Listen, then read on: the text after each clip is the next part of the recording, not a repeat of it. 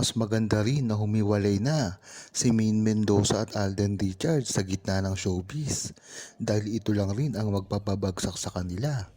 Kung napatunayan na nila ang kanilang tunay na pagmamahalan sa showbiz ay magagawa rin nila ito ng pribado. Yun nga lang, ang problema dito ay pag nagsawa si Main Mendoza at Alden Richards at naisipang muling bumalik sa showbiz ay magkakalintik-lintik na naman ang kanilang buhay. Siguro nga ay pag nag-retire sila sa showbiz ay muli rin naman itong babalik pagkatapos ng 2 taon. Ganyan naman talaga ang buhay ng isang showbiz. Sa una ay gustong-gusto nila mag-retire. Ngunit pagdating sa bahay nila na wala silang ginagawa ay maiinip lang rin naman ito. At ito ay babalik na rin sa kanyang-kanyang mga trabaho. Ngunit ang kagandahan nga lang dito kay Alden Richards ay kahit hindi siya mag-showbiz ay isa naman siyang direktor, writer at merong produksyon. Kaya pag umalis siya sa showbiz ay ganun din, nasa industriya pa rin siya ng mga showbiz. At pagdating naman kay Main Mendoza, magiging isang mabuting housewife na lamang ito na talaga namang yun ang inaasahan sa kanya ng mga true-blooded Aldam Nation. Dahil nga naman, hindi naman masanay masaktan si Main Mendoza pagdating sa mga ganyang bagay. Dahil alam naman natin na sa simula pa lamang ay napakasimple na ng buhay ni Main Mendoza. At ganun din naman si Alden Richards na tila swak na swak talaga sila sa kanilang mga gagawin. Kaya kahit ano pang gawin ni Main Mendoza at balak nila sa kanilang mga buhay-buhay ay talagang susuportahan ng buong Aldam Nation kahit ano pa yan. Mas makakatulong nga sa karir ni Alden Richards at Main Mendoza ang gagawin nilang pag-amin dahil na rin ito sa mga produkto, mga komersyal. Kukuhanin sila para maging endorser. Yan naman talaga ang unang trabaho na ginawa ni Alden Richards at Main Mendoza dati. Ito kasi ang sukatan kung gaano kakasikat sa industriya ng pag-aartista. Kung wala ka nga namang komersyal at mga produkto na iniendorso, ay talagang dapat ay mag-isip-isip ka na. Kaya dito mo malalaman na ang mga nirereto kay Alden Richards ay Main Mendoza ay talagang walang trabaho at walang mga kumukuha na mga komersyal o proyekto man. Diyan mo talaga malalaman kung gaano ang antas ng mga karir ni Main Mendoza at Alden Richards na alam naman natin kung bakit sila pilit sinisira. Diyan pa lang malalaman mo na kung gaano kalakas ang samahan ni Main Mendoza at Alden Richards. Kaya sana ay mag-isip-isip na rin si Alden Richards na ituloy ang kanilang proyekto sa lalong madaling panahon. Hindi lang naman kasi sila ang nag-aantay dito, ngunit lahat ng buong Aldam Nation. Kung tatanungin nyo nga si Main Mendoza at Alden Richards, maaaring hindi ito magpahayag sa publiko dahil na lang sa mga pambabash na ginagawa sa kanila. Ngunit ang maganda dito ay naisip na nila ito dati pa lamang.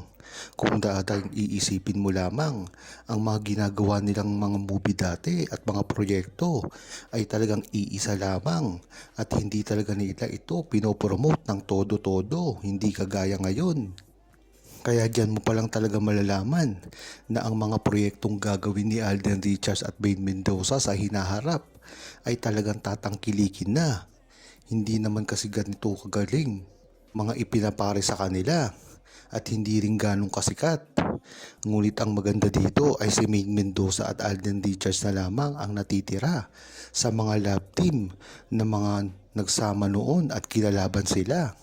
Dito mo matatandaan na talagang kahit anong gawin ng mga love team na pinakasikat noon ay hindi umubra sa love team ni Main Mendoza at Alden Richards. Kaya hanggang ngayon ay talagang si Main Mendoza at Alden Richards pa rin ang hinahanap nila pagdating sa mga proyekto.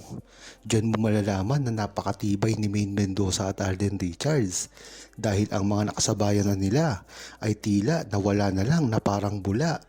Tila ang nagkakaroon na lamang ng proyekto dito ay si Daniel Padilla at Catherine Bernardo. Ano nga ba ang dahilan nito? Dahil na rin sa mga ipinapare sa kanila.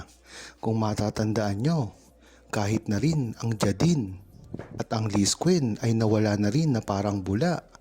Diyan mo talaga malalaman na ang mga kalabang network nila ay wala talaga at hindi totoo ang mga galawan na pinagagawa nila sa kanilang mga talent.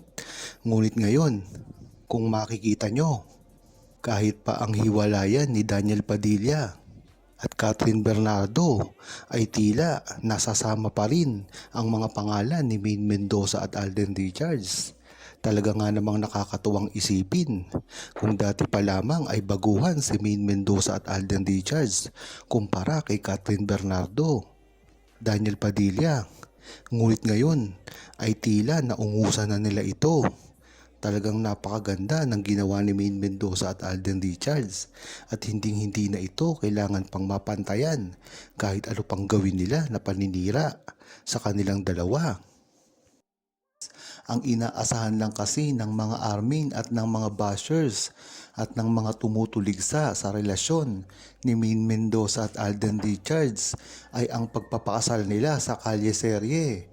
Ngunit isinasantabi na nila ang posibilidad na ikinasal si Maine Mendoza at Alden Richards sa pangalawang pagkakataon at ay ito ay isang pribado na.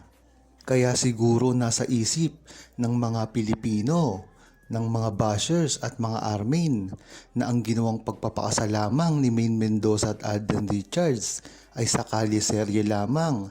Ngunit pag tinignan mo ang history at nagsoko ang mga TBADN ay nagpapakita ito ng matibay na ebidensya at mga resibo sa totoong ginawang pagpapakasal ni Maine Mendoza at Alden Richards.